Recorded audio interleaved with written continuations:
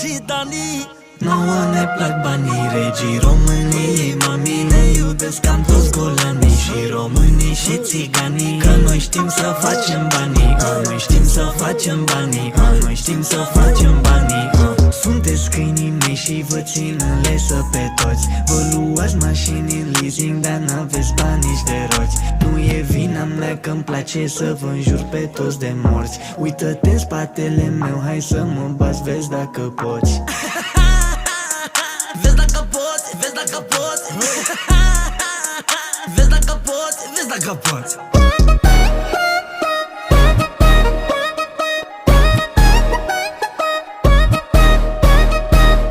Puneți-vă în genunchi, ascultați-mă bine.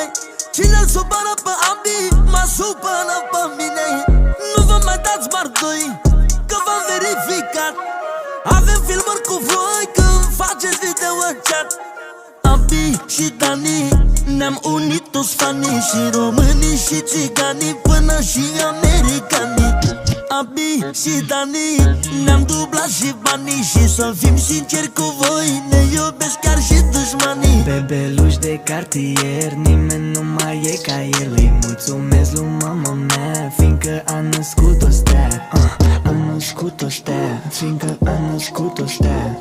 A născut-o stea, fiindcă a născut-o stea. Interlop de România, eu dețin supremația. Mamă, mulțumesc frumos că ai născut un boss de boss.